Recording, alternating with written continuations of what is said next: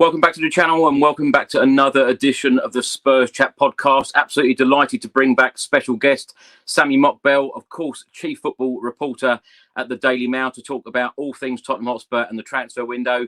Sami, lovely to have you here. How are you? Very good. How are you, Chris? Very good, very good. Pleased that Spurs have got some early transfer business done, but I just wanted to ask you first, Sami, what's it like at the Daily Mail right now? Because normally it's a very, very busy window and it seems to be very quiet right now. Yeah, it is. And, it goes across the board. I was speaking to a sporting director this morning who, was like, I was going, when's it going to happen? When's it going to get going? And he's like, no one really wants to spend the money because you've had the FFP issues, obviously, with Everton and Nottingham Forest this week. So, people clubs are petrified about that. Overspending. And then interestingly, the other thing that he said, if you go towards the top of the Championship, where the bulk of the rest of the money, apart from the Premier League, is spent, he was suggesting that probably the top five of the top six spaces are probably pretty much decided. So clubs in the Championship are even like, oh, should we spend our money this year with little hope of getting into the playoffs, or should we just keep our powder dry till next summer? So I think there are myriad of reasons why the clubs aren't spending the money. But in saying that, I just think, and it's inevitable, isn't it? Last few days of the transfer window, something will happen to trigger that domino effect, and then I think everyone then will throw money around like it's going out of fashion. Did you actually expect the transfer window to be this quiet?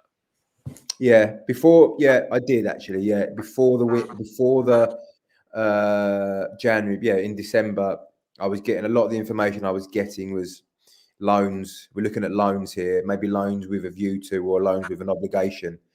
I was expecting it.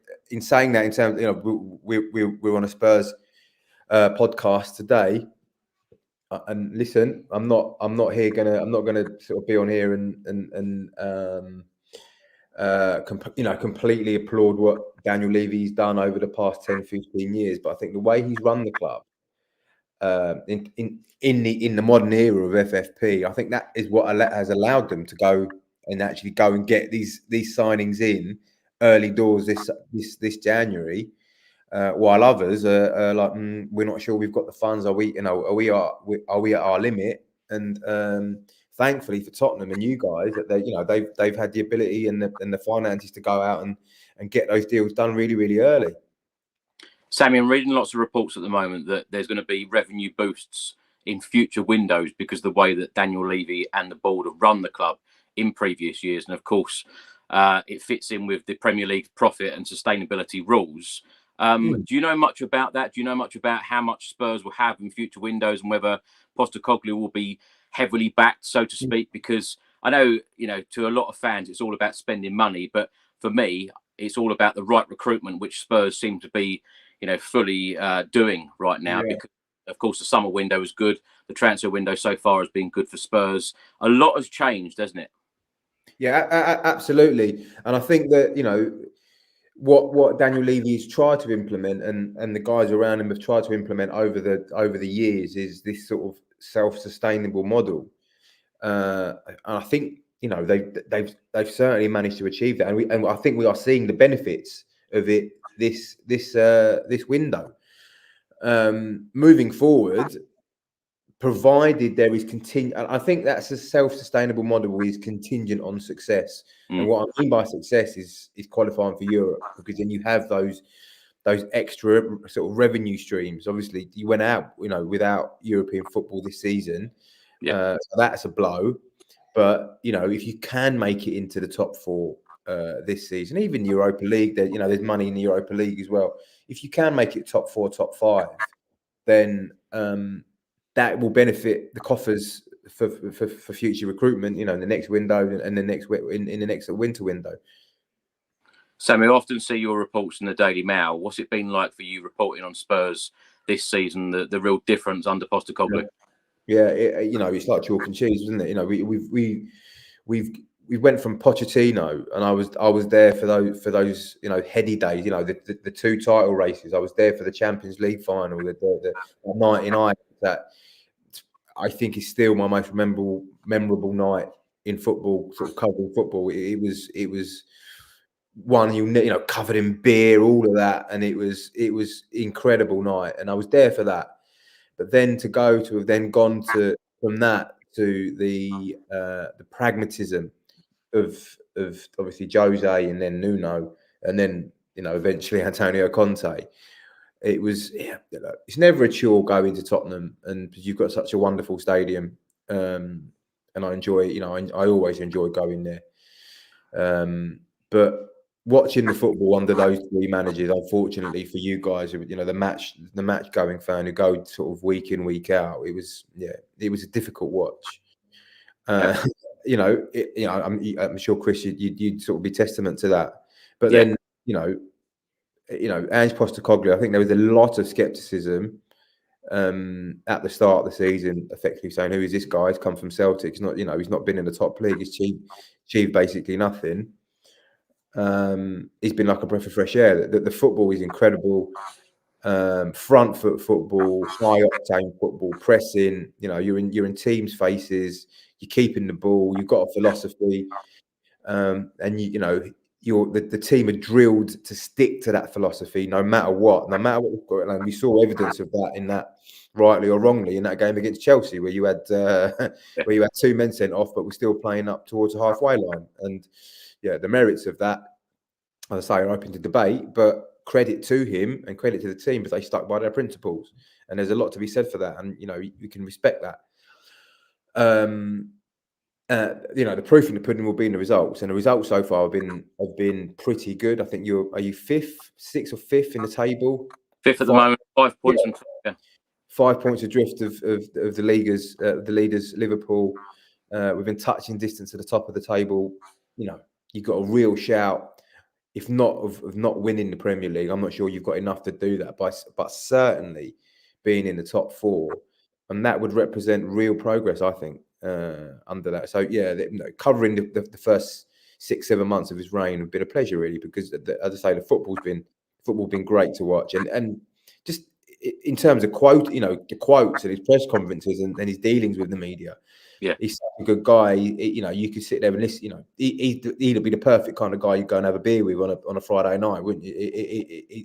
He's perfect, and you can understand why fans relate to him, but also why the players, whether they're in the team or not, whether they relate to him and I like him as well because he's honest, he's straight up and down, and listen, things could easily change based on results. When things start coming out of the woodwork, but opening 7 months, I've literally not had a bad word said about Ange Postecoglou and this is from people that who are in and around the club, who players, for example, aren't in the team or aren't in the on the peripheries of the first team, who aren't involved, yet they're still saying that this guy is great and he's honest, and that's all you can really ask for. And for that reason, I think Tottenham have got a fantastic manager, and one that they should build.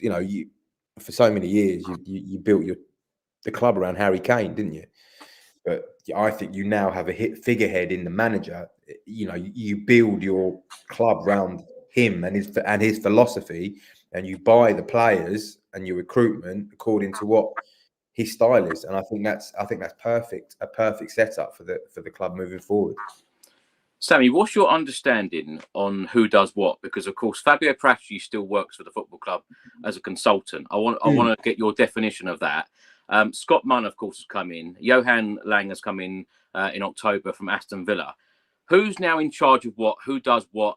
What involvement still does Daniel Levy have in the transfers, etc.?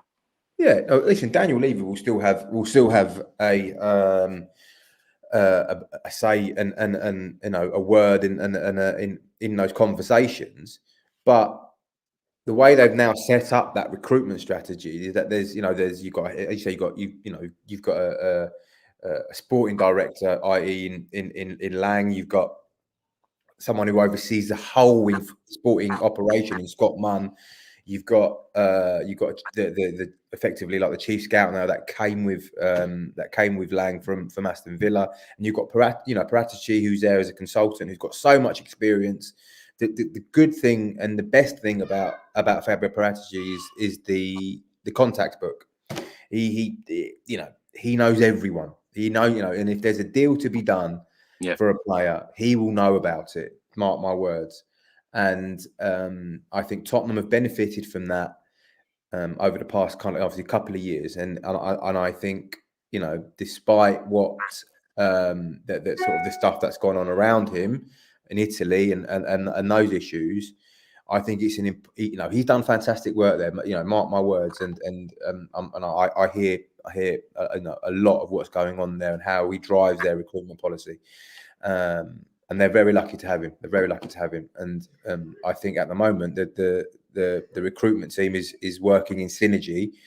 They've managed to get these two players over the line early January, which is absolutely unheard of in terms of Spurs. I would come in here on for example, on January the 30th, and you'll be pulling your hair out because you ain't signed anyone. And now, with 2.5 weeks in, and you've signed two players, and you may sign a centre midfielder by the end of it. Who knows? But and I think that is testament to the work that Daniel Levy has put in over the past few months, and just trying to weave that recruitment team together. Sami, as you mentioned, Radu Dragusin and of course Timo Werner in. What have you made of that business so far? And you also said earlier that you don't see Spurs as title contenders. What else do Spurs need, in your professional opinion, in this window to make Spurs title contenders? It's a very good question, because if you take all your players in terms of a starting 11, it's kind of hard to look at that and say, you could probably do with strengthening there. But I think it's the depth, isn't it? It's the depth of the squad. You couldn't roll out those same 11 players week in, week out. It's just not. It's not feasible in modern day football. So I don't necessarily think there is one area that would just need strengthening. Obviously, you look at it and you lost Harry Kane, you lost all those goals, but then you look at the way that Son's hit the ground running this season and taken over that mantle as the main man, and you may think that you don't need a central striker. I think the club are looking for a central striker, but I think that they will look to do that next in the next window rather than this one. Maybe one more centre midfielder, just to supplement what you've already got. A top quality one that can play. But I don't think you're a million miles away. But I think the depth in squad of obviously Manchester City, Liverpool now, and Arsenal would probably just be they're a bit too advanced in their cycle for you to win the league, I think. When we talk about Spurs getting transfer business done early in the summer and this window, who's been the driving force behind that? Who's been the one person, if you like, driving that to get these deals done early? Because as you said, you've come on this podcast before, and I have lots of journalists on, and we're all right at the end of these windows going, where are the players? And then of course we sign them. Pochettino, for example, went 518 days without signing, multiple windows. What's been the driving force behind these two windows so far? I think it's a collective. I think they've recognised an opportunity here to, they're in the top. We can make the top four here. We're within touching distance of the Premier League, top of the Premier League. Let's have a go at this. And I think rather than it just be one person who's driving it, I think there is a collective there of the recruitment guys that we've already mentioned, and they've spotted an opportunity to, if we can do this and we do this properly, we've got, we can recoup the money that we spent in this January in the summer by qualifying for the Champions League. So I think that's the driving force, and a lot of credit. Listen, a lot of credit again. Would have to go to Daniel Levy for leading that process and putting and weaving all those bits of the puzzle together. So it's not often, I guess, that we would come on here and praise Daniel Levy, but I think at the moment he deserves the plaudits that he's getting. Sami, you mentioned about Spurs possibly looking for a striker. Do you see, with the form that Richarlison is in right now, of course, he's had a hard time at Spurs since signing from Everton, but of course he's in fine goal-scoring form right now. Do you see him continuing as Spurs' main striker next season, or do you think that Spurs may let him go to Saudi, perhaps? I have to remind myself of what the contract situation is. I think will he enter his final year in the summer? I'm not too sure, but I think they will look for a centre forward. I think that's absolutely cast iron is what they will look for. Whether that means Richarlison would look to leave, I don't know. You know, I think he's enjoying his time there at the moment. Obviously, he's the main man. He's reveling in the responsibility of leading Tottenham's attack.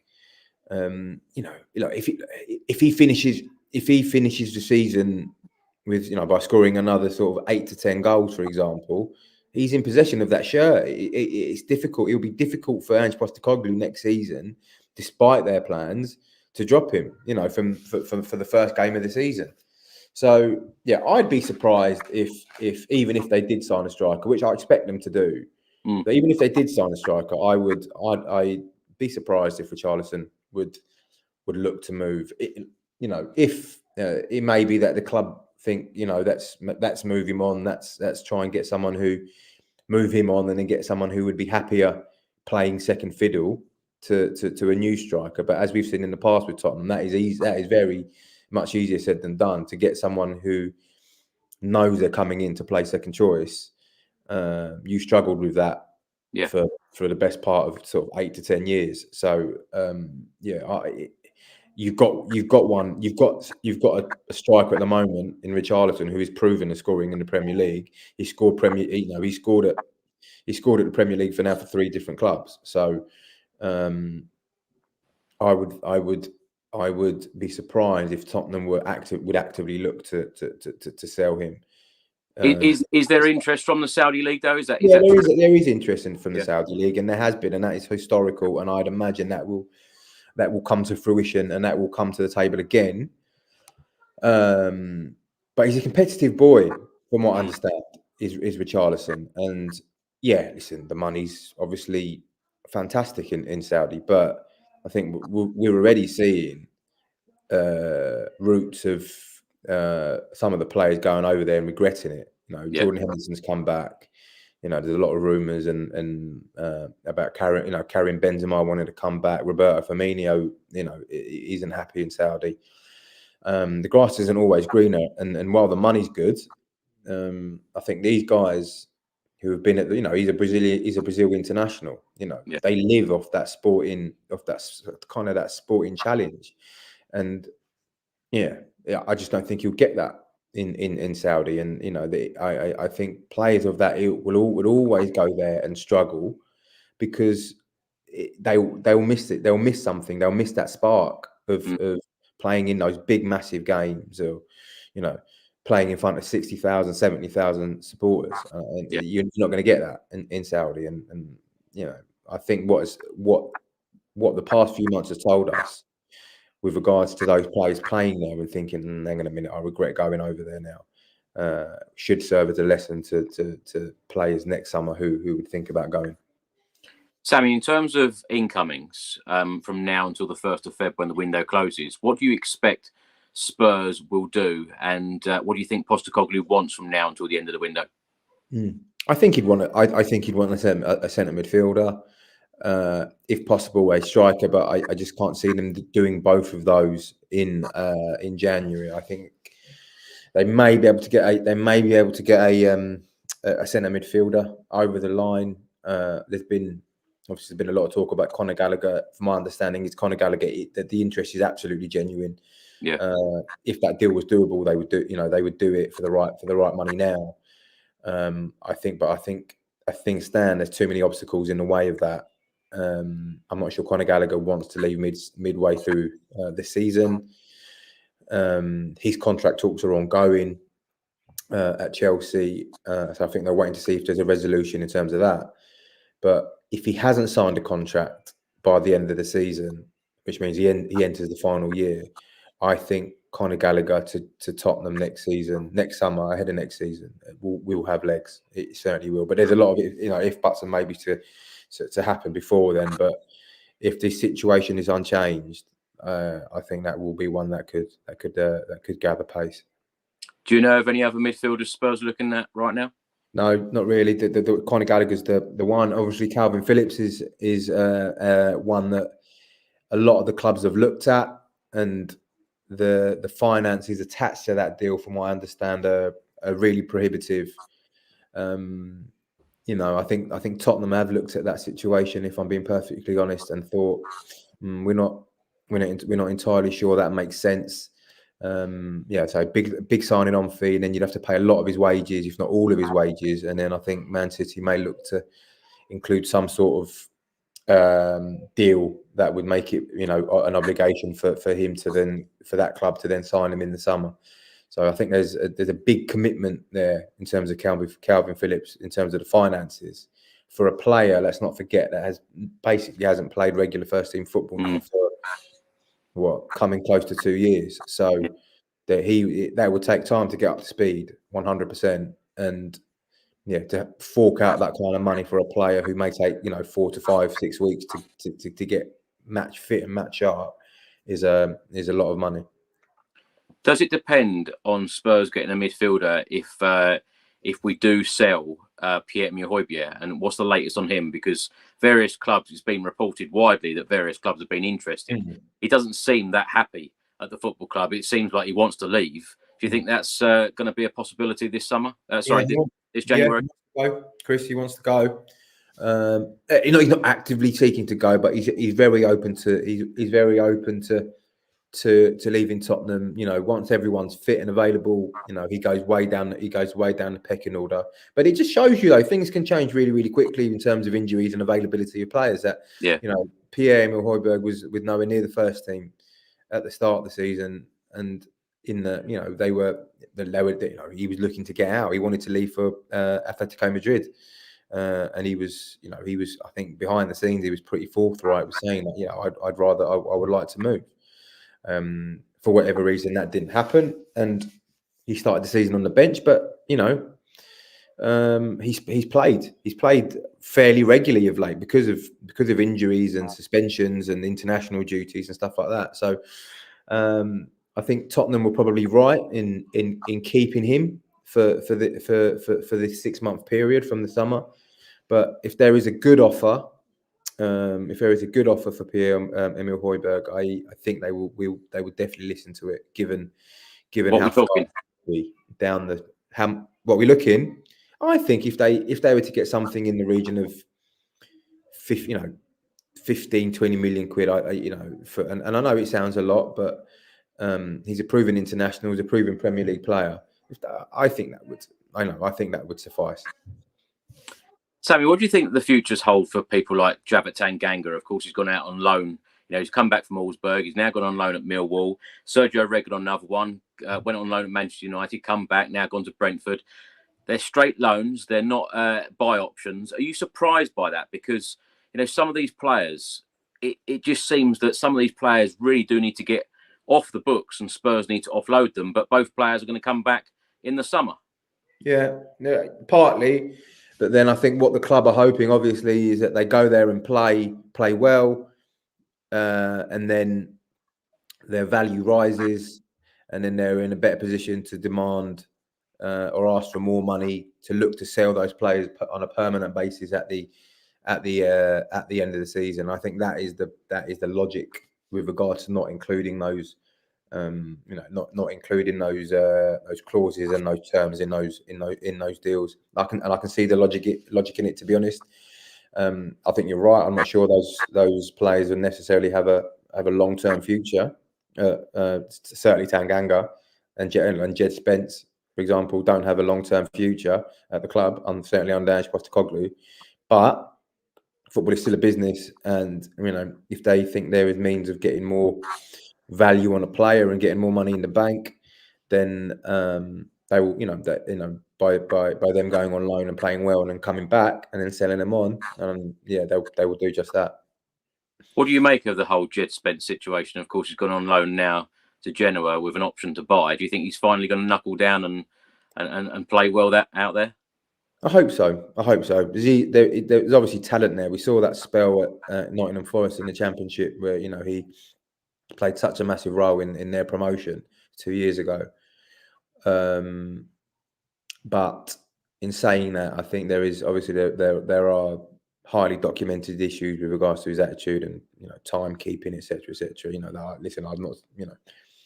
I guess a lot of that is hearsay, and we need to be careful with how we approach that topic. But there seems to be a problem, or there seems to be an issue with regards to him certainly breaking into Postecoglou's plans. He wasn't part of Antonio Conte's plans. He went out to Rennes last season, didn't he? At the end of last season, I'm not sure if he played that often. Again at Leeds, got sent back early. So yeah, the copybook doesn't necessarily write a positive story, but there's definitely a play there. And I think if he can knuckle down, just keep his head down and play regularly, then who knows? But I think it'll be difficult for him to fight his way back into Postecoglou's plans. Sami, what do you know about the Tanguy Ndombele situation? Of course, he's on loan at Galatasaray. We talk about rumours about eating hamburgers and all sorts. About falling out with the manager. Do you know any more on this? Because of course they've got a buy option of 15 million euros for the summer. Can you see that happening? No, and it's not one that I can. I don't know what his contractual situation, how long he's got left on his deal, but yeah, I don't think he's playing regularly in Galatasaray. I went there earlier this season and he started the game on the bench. I went to watch Bayern Munich versus Galatasaray in the Champions League, and I think he came off the bench. And I've seen since returning from Turkey, seen reports about his attitude and some of the other problems that have sort of dogged him in the past. So yeah, I think that his signing has been one of the most expensive in the club's history. But then I think it's one that's effectively and time has told us that it was a mistake. Bryan Gil, do you expect him to go out on loan in this January window? Yeah, I think so. I think they're trying. Yeah, he's another player, isn't he? Who's way down in the pecking order once everyone's fit, and he probably wouldn't see much game time. I personally think there's probably a player in Bryan Gil who could do a job in the Premier League if he was giving a run of games. But equally, I see the hesitancy from managers to give him that game time. Just and listen, we've seen some of the best players that have played in the Premier League are small and small in stature, aren't they? You had Luka Modric yourself at Tottenham, who wasn't massive or sort of genetically big, but he was such a great footballer. Still is a brilliant footballer. We've had David Silva, Bernardo Silva, Santi Cazorla. Size isn't everything, but I think managers look at him and think he does just lack a little bit of that physicality. And his attacking and his technical attributes perhaps aren't quite up to the levels of a Modric or a Silva, or the two Silvas or a Cazorla to compensate for his lack of physicality. So I expect for them to listen to offers for him. Yeah. Do you know of any interest for him from any Premier League clubs? Because the way I see it is that if you're going to loan him out again, people talk about his physicality all the time. It's got to be to a Premier League club if you're thinking about keeping that player beyond the loan, or finding a buy option for a European club or anyone else. I haven't heard of any Premier League opportunities for him. I think there'll be more of those in Spain. Yeah, where clubs know him and know what know of his capabilities. Because let's face it, we it's not like Bryan Gil has come here and ripped up the Premier League and they're going to be a load of takers for him. Unfortunately, so I think if he was to leave on loan, it would be sort of certainly overseas. He'll have more of a chance overseas. Sami, what about Ryan Sessegnon? Because of course he's had a hard time. Played the FA Cup game from the bench. Was out for 11 months before that. He's now out again, injured. Do you expect him to move on from the club? It's possible. I think it's possible. From my understanding is that he hasn't been told, and this was earlier in the week when I made a check. I don't think he's necessarily been told that he can definitely go yet, but it will be interesting to see that if there is an opportunity that arises from another club to maybe do a loan at the end of this window, towards the end of the window, whether Tottenham would consider it. I suspect they would give it a sort of long and hard thought about it, because again, he's another player. He's got all the I think Ryan Sessegnon got all the attributes to be a top left-sided player in the Premier League, but he's had such problems with his injuries that he needs to go and play regularly to get him, to get his body accustomed to playing week in, week out again. I don't think he's going to have that opportunity at Tottenham this season, particularly given they're still in the FA Cup, they're fifth, they're going for Champions League qualification, going for the Premier League title. So I certainly see the benefit of him going on loan, maybe mid Premier League, low Premier League, top championship, and sort of reviving his career, playing regularly, and then coming back next season and trying to make his mark at Tottenham again. Sami, is there any news on Ivan Perisic going to Hajduk Split? Of course, he's got his injuries or injury problems at the moment, but the Croatian window is extended, I think, to the 15th of Feb. Can you see that one happening? I think he'll end up going back to Croatia. I think he'll end up going to Hajduk Split. How that would look, I'm not sure, but I don't think we'll see him in a Tottenham shirt again, which is extremely unfortunate, because I know he arrived here as a 33-year-old, touching 34. Yeah. But he's been one of the most consistent players in European football for a decade. Fantastic player, and I think he would have done a really good job. For Tottenham if he hadn't picked up those two serious injuries, and it's unfortunate, but I think his age has potentially caught up with him now, and I don't see how he could play in a team like Ange Postecoglou's, given the sort of the relentless pace and relentless sort of work rate that players are required to put in at the age he's at. I think he could go back to Hajduk Split, and where he'd be sort of welcomed like a king, and he can go see out his career there maybe. Sami, despite signing Radu Dragusin from Genoa, we're still being linked with the likes of Lloyd Kelly at Bournemouth and Koa Takara from Borussia Mönchengladbach. Any truth in those two? I don't know. I'd be surprised if you went out and bought another centre back, another defender. I think you're pretty, you're well enough stocked to see you through to the end of the season. I know you sold Dyer, but Romero and Van der Ven are obviously the first choice partnership, and now you've got Dragusin who can slot back in there if necessary. Ben Davies can play, so you've got options. I think they're if you were to spend more money this month, I think it would be to strengthen in other areas. I.e. midfield, i.e. attack. But that's not to say they won't. They're not doing their sort of due diligence now on players ahead of the summer window. Sami, I'm going to throw some names at you and see what you think. Dominic Solanke, any truth in that one?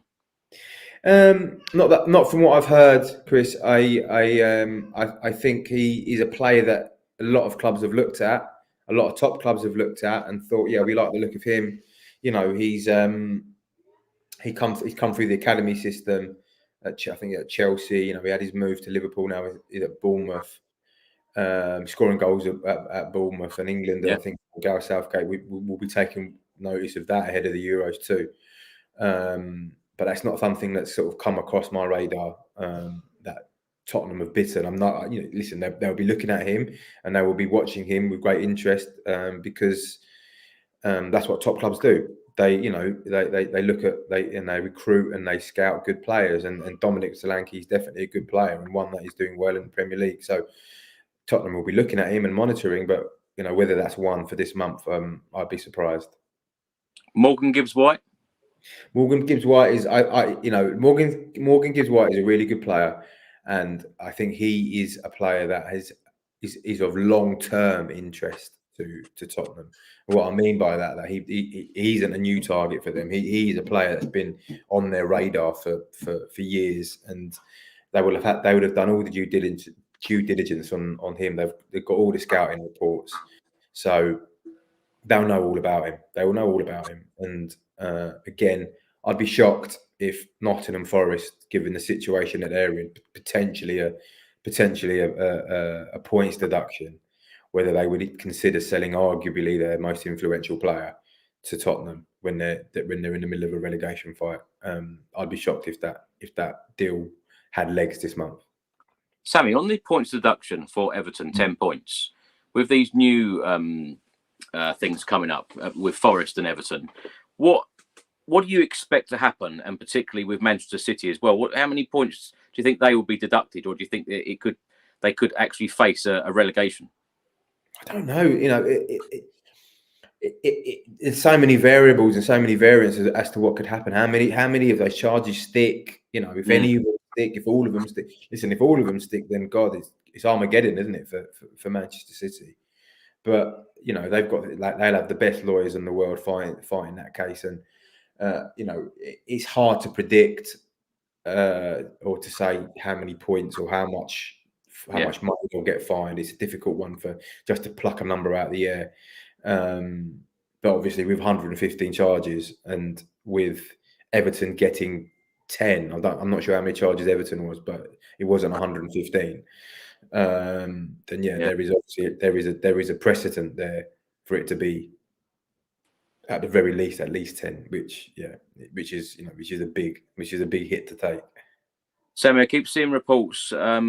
João Gomez of Wolves. Is there any truth in that one that Spurs are interested? He's not one that I've heard, Chris. If I'm honest, that is to say the reports aren't true. I think the reports have come out of is it Portugal? I think those reports have come out of, and Brazil. Sorry, right? Yeah. Okay, yeah. That isn't one that I've been across, unfortunately, Chris. It must be so interesting to you as a journalist because, of course, all these reports come out. Half of us don't know what to believe. It's hard, yeah. Hayden Hackney of Middlesbrough. Spurs interested in him?